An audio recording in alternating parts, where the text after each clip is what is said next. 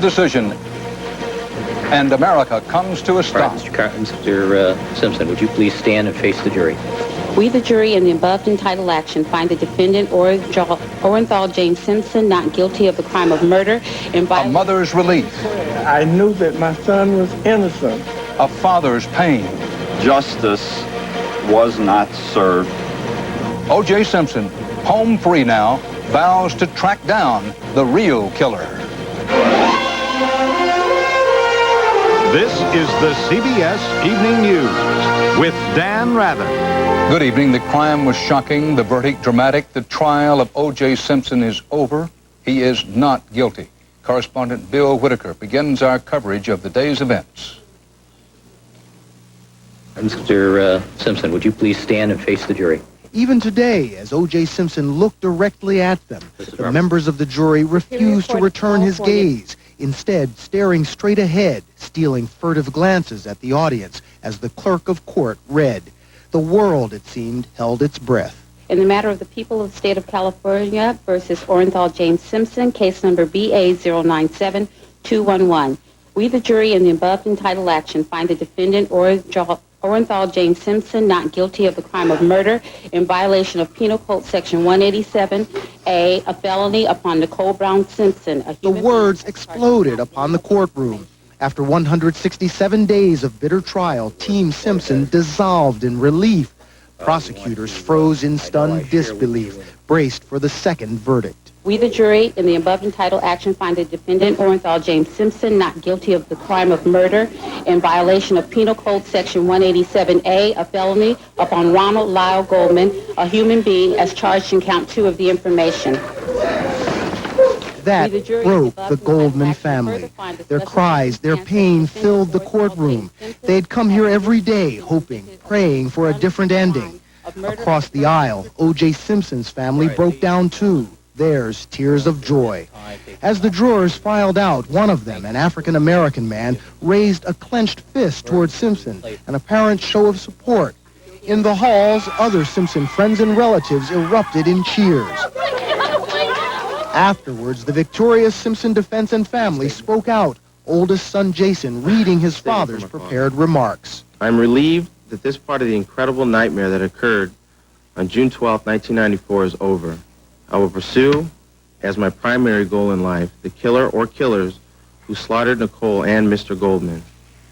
They are out there somewhere. I can only hope that someday people will come to understand and believe that I would not, could not, and did not kill anyone. Simpson's lead attorney said they won with the evidence, not with the race card. We said that if we could shatter the prosecution's timeline so that O.J. Simpson couldn't have committed this crime, that there would be a reasonable doubt. That's even before we ever got to the socks, the glove, and Furman or anything else. Credibility was always an important issue in this case. And I think that's what the jury focused on. I think the jury, initially when Mark Furman denied ever using the N-word, knew, as the rest of the world knew, that he was not telling the truth. Simpson's family said their prayers were answered today. We were just all there for each other. But, well, I was always in prayer. I knew that my son was innocent. And I had the support of so many people all over the world. You know, for so many months you've been asking me, how do I feel? And I tell you, I just feel like standing on top of this table and dancing a jig. And I just want to thank you guys. Stark contrast with the DA's office upstairs. There, a pervasive sense of grief. We are, all of us, profoundly disappointed with the verdict. This was an emotional trial, and apparently their decision was based on emotion. That overcame the reason. Prosecutor Marcia Clark tried to console her team. Please don't let this make you lose faith in our system. Please don't let this deter you from doing a job you're so well qualified to do.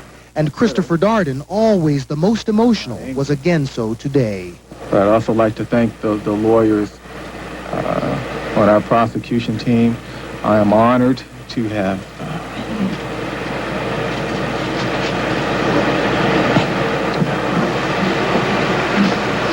The prosecutor collapsed into the arms of his colleagues and the Goldman family, whom he'd fought for. Then the father of murder victim Ron Goldman spoke again, from the heart. Last June 13th, 94,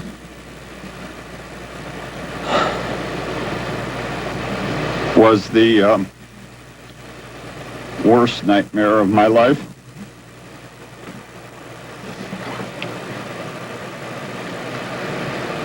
This is the second.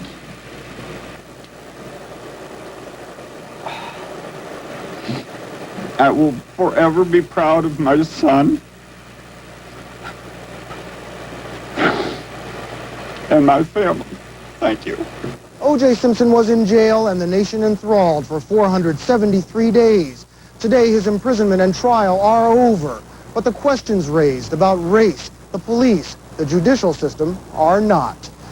Bill Whitaker, CBS News, Los Angeles. After nearly 500 days in prison, O.J. Simpson is back at home, spending his first night there since his arrest. He returned just minutes after his acquittal today, and as correspondent Sandra Hughes reports, the scene was eerily familiar. O.J. Simpson is in this van. It ended as it began, a white vehicle on a highway heading home. Once O.J. Simpson completed a short processing at a sheriff's facility, he left in a van, driving slowly along some of the same freeways on which the infamous slow-speed chase took place more than a year ago. On that drive, and this one, the freeway became a forum for Simpson's supporters, or the curious just looking for a souvenir snapshot. But this time he was returning the thumbs-up sign, not holding a gun to his head. And this time, Al Cowlings wasn't at the wheel on a cell phone, begging police to stay back. Try to tell the police to just back off. He's still alive, but he's got a gun to his head. He was waiting at Simpson's Brentwood estate to embrace his friend. Arriving at home with Simpson, longtime friend and lawyer Robert Kardashian, who reactivated his law license last year to sit by Simpson's side as one of his cavalcade of attorneys. Just before this morning's verdict, Kardashian told CBS News he was making plans for Simpson, plans to get him away from the courthouse and take him someplace, perhaps out of town, maybe even out of the country. Nothing had been finalized because Kardashian said everyone was caught off guard by the quick verdict. But for now, the acquitted man is receiving family members, lawyers, and other well-wishers in the mansion he once shared with his murdered ex-wife, celebrating with loved ones who have their first chance to spend time with him without bars or glass between them. Sandra Hughes, CBS News, Los Angeles. We now know the jury's verdict. Still unexplained tonight is how, why, and just when they made up their minds. They don't say, as is their right. They said no to meeting either reporters or any of the lawyers to talk about it. The wall of silence did crack a bit this evening as Brenda Moran, the juror in seat number 7, arrived outside her home. I'm glad to be back. I feel free. What do you feel about the verdict? I think we did the right thing. You know, matter of fact, I know we did. Why such a short deliberation? What went on in there? Well, right now, I'd rather have no comment. I'll talk at a later time. Right now, I'm tired. How did you make the decision so fast? Well, we've been there 9 months. You know, don't take another 9 months. Yeah. For their parts, Los Angeles District Attorney Gil Garcetti and Police Chief Willie Williams made clear today they have no plans to reopen the search for who killed the 2 victims, Nicole Brown and her friend Ronald Goldman. It is their opinion that they had the killer. Said Williams, and I quote, "It doesn't mean," speaking of the verdict, "that there's another murderer," unquote. Said Garcetti, "It's over from our viewpoint." In a moment, we'll talk with O.J. Simpson's lead defense attorney, Johnny Cochran. We'll talk to him live. Also ahead, the city of Los Angeles split again over a verdict. And later, what's next for O.J. Simpson? Free man.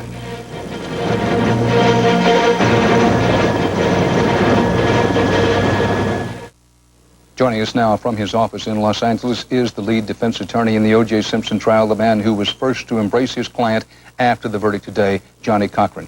Counselor, congratulations. You fought hard. You won. I know that you have said, and we played earlier in this broadcast, your comment that the heart of your case was the timeline. Let me move past that and let you address directly those people who say that you engaged in race baiting in order to win this trial. Race baiting, quote, unquote. I would respond as follows. We followed what we call a credibility card. It's very difficult for an African American in this country to play the so-called race card. What happened was, in this case, The prosecution produced Mark Furman. We did not produce him. He had tremendous racial animus. We exposed that racial animus, and it would be malpractice for a lawyer not to pursue that. We did that. It had an effect. That wasn't the only reason we won this case, but we would never just go after race. But race plays a part of much in America. We need, it seems to me, Dan, we need to understand in this country, we can't be naive. We've got to understand that there's much in this country that divides us, but much more that unites us. We need to accentuate the positive and not the negative. As you know, the quick deliberations of the jury concern a lot of people. When, in your opinion, did this jury make up its mind?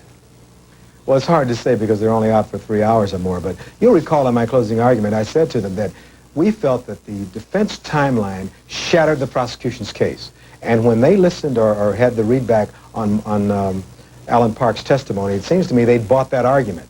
Once the jurors who had a concern about his testimony came around, that did it. They didn't have to then discuss the DNA, the socks, the back gate, the gloves that didn't fit, all of which things we think would have led to an acquittal. So I think it was early on because of the fact that Mr. Simpson, under the timeline, could not, did not, and would not have committed these murders.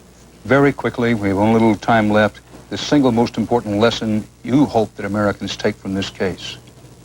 I hope they'll learn and have learned that in America, the Constitution and the Bill of Rights mean what they say, that you are cloaked with the presumption of innocence. Mr. Simpson was always innocent. He's an innocent man tonight, having been found not guilty. But many people in this country didn't accept the Constitution. They prejudged this man. That wasn't right.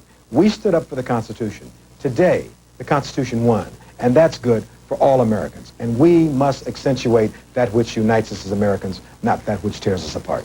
Johnny Cochran, thank you. One of the many surprises in this case was that the jury was able to reach such a swift, unanimous decision. The jurors spoke with one voice and they spoke quickly, but as correspondent Jerry Bowen reports, the community they came from was still split. We, the jury, in the above entitled action, They waited all across Los Angeles, anxious and prayerful. find the defendant Orenthal James. And when the verdict finally came down, it was largely a matter of black and white.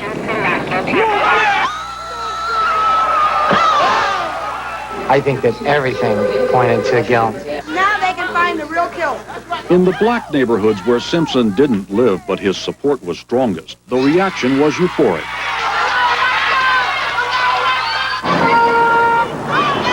On these streets, it was a verdict about the system, and the system was found guilty. Justice has prevailed, and finally, we shall overcome. My feeling every day it was a lot for O.J., but it's also for the millions of other black men out there that have gotten stopped and sent to prison that didn't have the resources to fight a case. Just as the reaction was joy and vindication here in LA's black community, the response was one of stunned amazement among those who never doubted O.J. Simpson's guilt. On LA's west side, in Brentwood, where Simpson lives and the murders occurred, there was disbelief. I think he's guilty as hell. I think he got off because the jury was mainly black. In Simpson's own west side neighborhood, the one he returned to today, So why they ever think that those were his peers, I have no idea. O.J. could care less about people in those parts of L.A. at the coffee shop Nicole and Ron Goldman frequented.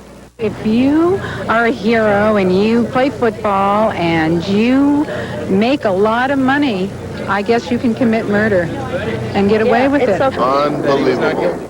Police were surprised too and wondered what influenced the jury, the evidence or the race card, the Mark Furman factor. I felt it was disgusting and a total miscarriage of justice. So the Simpson case is over, but the system is still very much on trial. How people look at it tonight remains largely a matter of black and white. Jerry Bowen, CBS News, Los Angeles. Still to come, he's been acquitted, so what's ahead for O.J. Simpson? We, the jury, in the above entitled action, find the defendant Orenthal James Simpson not guilty of the crime of murder in violation of Penal Code Section. O.J. Simpson is free and will remain so, but not all his trials are necessarily over, including another day possible in court in a civil case against him. John Blackstone reports on what's next for O.J. Simpson. For years, O.J. Simpson has made his living simply by being famous. Go, O.J., go! Now he's more famous than ever. But can his name and face still bring him profit? The world that was his prior to incarceration is not his now. It's a different world out there. After all, opinion polls in the last week showed a majority of Americans, particularly white Americans, believed Simpson to be a murderer. That makes him too risky for those known in show business as suits. Suits make decisions, and most people that make decisions are probably white. Still, O.J. Simpson is now a hot property. His story could make him richer than ever. We're talking 10 figures, something in the tens of millions. In the Los Angeles office towers where deals are made, there's lots of talk today about the deals in the making for O.J. There's the pay-per-view deal, followed by the book deal, and then followed by the movie deal. But I think in the end, O.J. may find that his life is a raw deal. Sound of your applause. The man, once almost universally admired, will never look the same again to many people, and his legal problems are not over yet. The families of Nicole Brown and Ron Goldman earlier filed civil suits claiming damages for the murders. There's a lower burden of proof in civil cases, and in spite of today's criminal verdict, Simpson may yet have to fight again in civil court accusations that he's responsible for the 2 deaths. But Simpson will probably not have to fight to regain custody of his children. Nicole Brown's parents became the official guardians of Sidney and Justin while their father was in jail. But California law gives Simpson, as an innocent man, the clear right to reclaim his children. John Blackstone, CBS News, Los Angeles.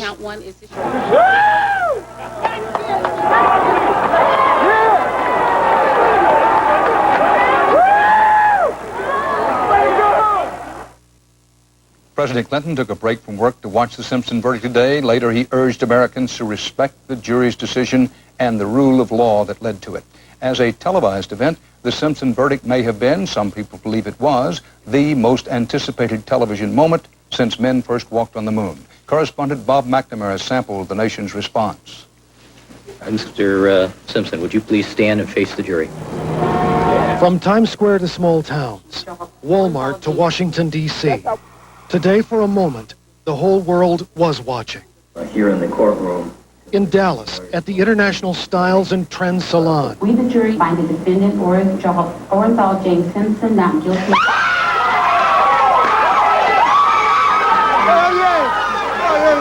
I'm thrilled. I cannot tell you or anyone how happy I am. At Chicago's East Bank Health Club. I think it's sad because I think he did it. In downtown Minneapolis. Surprised me. I thought it would be guilty. At Dan Marino's Sports Grill in Miami. I think it's outrageous. O.J. killed those people. On the streets of the nation's capital. In the middle of Manhattan. At a cafe in California. Beside a road in New England. Not guilty of the crime of murder. At a bookstore in Texas. Oh, my word. And at a kitchen table in Burlington, Vermont. Those poor families of the people that were murdered. But even in a country where race often colors how we feel, this case has people crossing lines. I'm thrilled. I feel like there's a possibility that he could have done it. Today, in the seconds that ended the trial of the century, the whole world may have been watching, but we were seeing different things. Bob McNamara, CBS News, Dallas.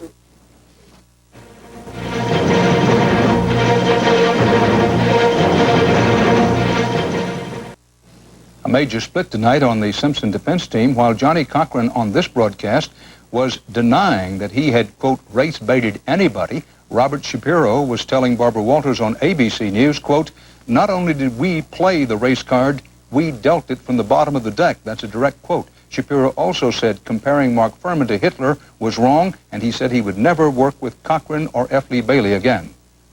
Some called the Simpson case the trial of the century. An overstatement, perhaps. The judge called it simply the Simpson matter. An understatement, perhaps. Whatever its real importance, if any, Richard Threlkeld reports the Simpson trial captured America and wouldn't let it go. Westbound 47 miles an hour passing Atlanta. After 266 days, like O.J. Simpson, his jury is free at last. But in a sense, the whole country has been sequestered in front of the TV since June 12, 1994, the night of the murders. Good morning, Your Honor. One day, historians may puzzle over just what it was about this tragic and tawdry case that transfixed this nation for so long. Certainly, there's some other current history that's likely to have more staying power than the Simpson story. If it doesn't fit, you must acquit. While, like the jurors, the rest of us have been otherwise occupied with O.J. So why are we all so surprised they rendered such a swift verdict? There's hardly any among the rest of us who hadn't already found him guilty or innocent. Not guilty of the crime of murder. And doubtless formed some other impressions from all those days in court. America seems to have way too many lawyers, and way too many journalists, too. And yet, despite the clamor and the pressure and the hype, 12 men and women reached a calm conclusion and spoke as one for we the people. That's the way it's supposed to work. So now what? How to cope with O.J. withdrawal? There are other items clamoring for our attention. Will Colin Powell be our next president? Or this fellow? Or that fellow? Who will win the World Series? But compared with the Simpson case, did he or didn't he? Those questions seem somehow small. Like it or not, like the jury, we are all free at last. Okay, America, as they say in the Army, as you were. Richard Threlkeld, CBS News, New York. And so it ends. But the debate will go on for months, maybe years, about how the U.S. justice system works and how it worked in the Simpson case. We'll have more about the trial and the verdict and the future later tonight on a special edition of 48 Hours. That'll be coming up at 8 o'clock, 7 Central Time. Dan Rather reporting for the CBS Evening News. I'll see you again soon on 48 Hours.